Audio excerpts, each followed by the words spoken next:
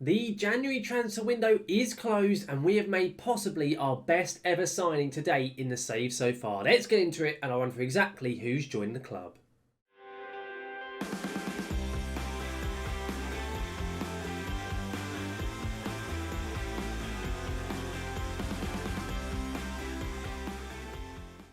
Welcome back then guys, here today for episode 78 of our Road to Glory series here at Kaiserslautern on FM21, the Red Devil Revival. As I just said in the intro, we've gone through the January transfer window. We're now here at the beginning of February and we have made some very, very good business. A couple of players have joined us, a few have left as well, and in my opinion we have signed possibly the best player we've ever signed at the club in a Argentinian region. He is a very special player. Before you do get going in today's video though guys, if you missed the last episode where we took part in our final Champions League group stage game with Red Star Belgrade and also the final Bundesliga game before the winter break with Cologne, there'll be a link right above me so you can see exactly how we did get on in those matches. And of course as well guys, if you do enjoy today's video, do make sure to chuck a like down onto it. And if you want to see more of my content such as the Red Devil Revival, then do make sure to hit that subscribe button and to ring that notification bell to be notified when any of my content here on YouTube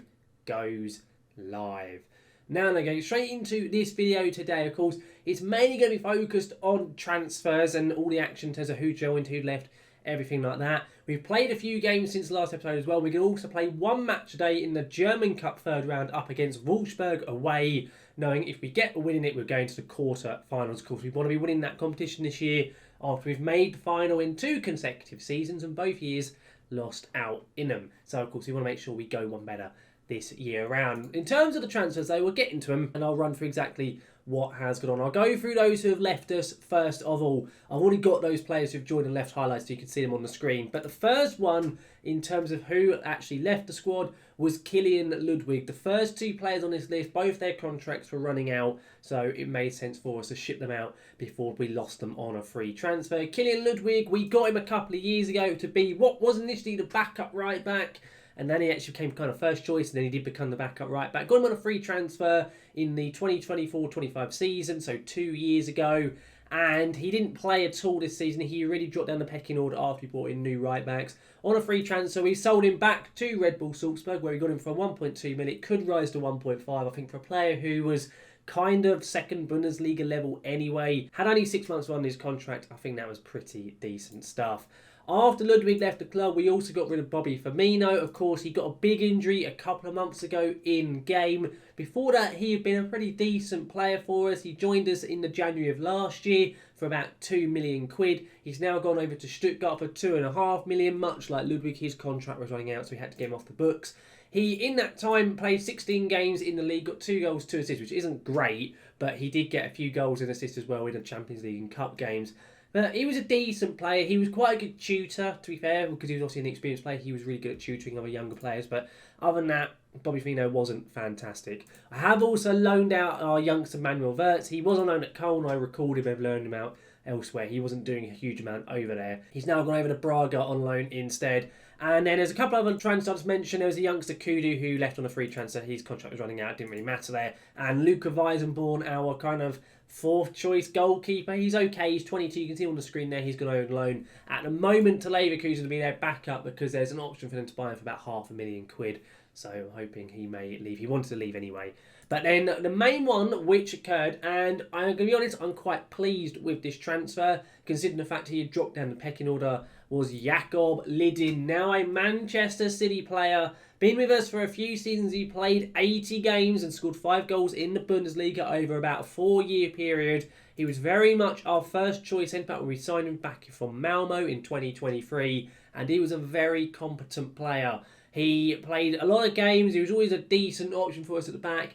But with the improvements such as Lawrence coming in and Liuzio being at the back and Ricardo Ley and everyone else like that, Lidin had dropped down the order. City came in, they said, we want him, we'll give you 35 mil. I said, yes, please. So Jakob Lidin has left the club. I think it's a pretty fair deal, all things considered. But that's all of our business in terms of who left the club. Quite a lot of money came in, roughly about kind of £40 million, which wasn't that bad, and then we ended up spending about 20. So we made double what we actually spent. So that is pretty good. In terms of the signings, though, the first one was a player who I signed quite a little while ago, Mattias Eriksson, a 17-year-old Swedish centre-back. Basically, he's coming in. He's basically our new Jakob Lidin. The only difference is we haven't paid any money for him, and he's 17 with a lot of potential. So he's just got into our youth team and everything, basically. He might play the odd game here and there, but generally speaking, he's just going to sit in and around the youth squad at the moment. But he's very good for how young he actually is.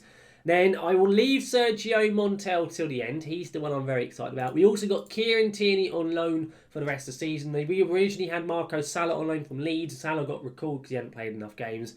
Tierney comes in on loan. There is an option to buy him for about 25 mil. We probably won't take it up, but as a backup, he is phenomenal. So really happy with that. We're only paying half his wages, so not too bad at all. After Tierney's arrival, we also brought in a new centre-back, of course. With Lidin going out, we had to get a new backup in. And that player was Marcos Zanetti. We signed him from Inter Milan on initially a £16 million deal. It could rise to 20.5, which I think for a player of his ability is very decent. He's so well-rounded. He's a really good ball-playing defender. Can also play as a central defender if required. He's decent pace-wise. He's very good mentally, decent technically. I think a very good option. He's on cheap wages, he's only on 30k a week. So I was really happy with Zanetti coming in. Gives us another good option. He's going to be making his debut as well today in the Cup game.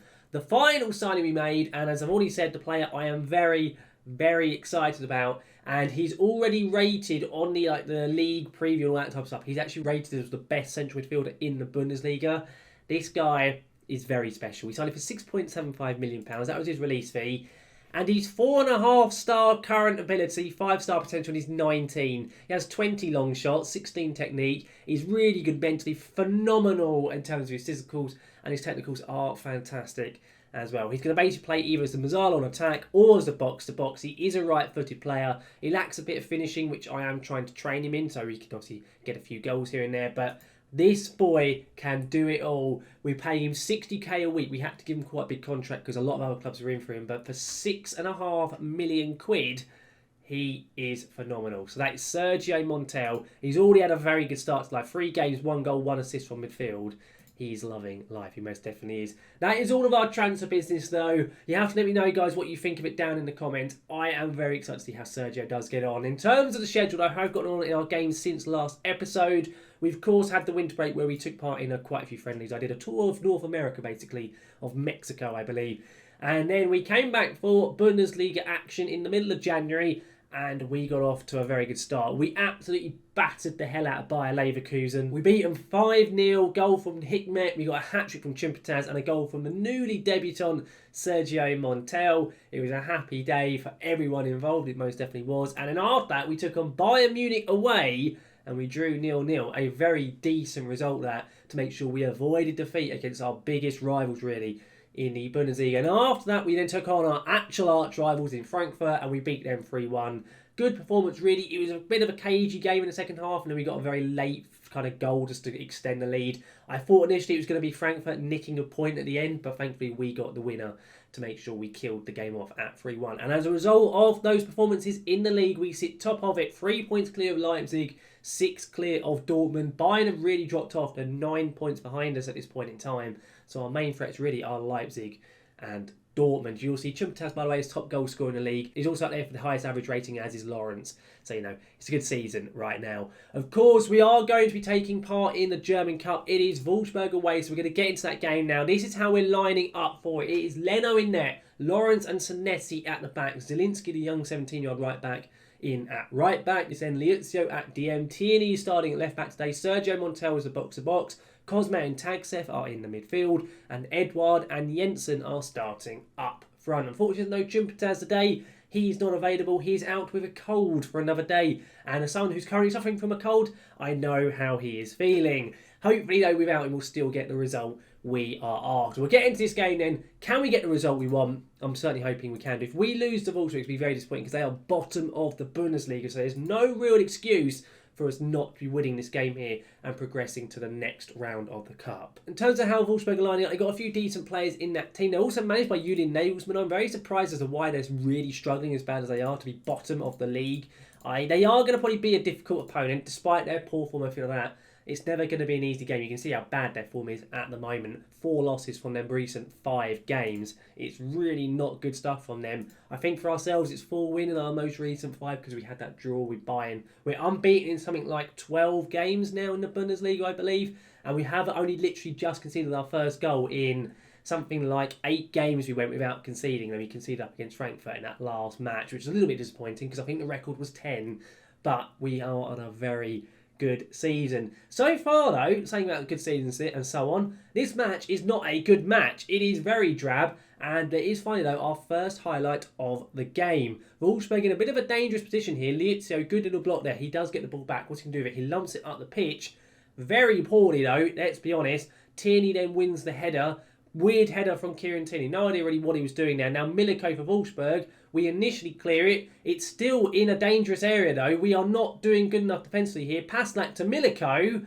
Bernd Leno manages to make the save and stop us from going 1-0 down. That is very lucky indeed for us right there. Apparently Simon Jensen's picked up a bruised ribs and he reckons we should sub him off. Garland, we will make that substitution. Simon Jensen, by the way, is that young 17-year-old Danish striker. We were getting bids of about 10, 11 million pounds for him. I was rejecting it. I said I wanted 20 for him. No one came in with that type of fee, but it obviously shows he's a very good player because we were getting some very high bids from him. There's a highlight, by the way. Liuzio never really was troubling the keeper there. Not a great effort from him. Another highlight following on from that Liuzio chance just a few seconds ago. We've now headed that throw-in clear by Liuzio as well, Wolfsburg, but had the ball back once again. Miliko on it.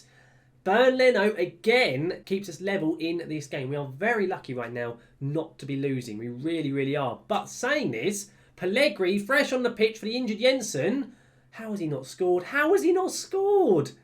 Oh, Pietro, that's why he's not starting recently. Deary me, that is very poor from Pietro Pellegrini. Even so, another highlight, literally only a minute or so after the last one. Come on, boys. Tierney here, all the way back to the goalkeeper now. Bernd Leno on it. What's he going to do with it? Back to Kieran Tierney. I think this is his first start he's making for us today. I'm hoping to see some good football from him. Edouard de Pellegrini, come on Pietro. He goes for it. It is wide of the net again. We are looking better now. We're starting to get into this game a bit more. But nothing clear-cut really. Oh, and that initial Pellegrini chance a couple of minutes ago.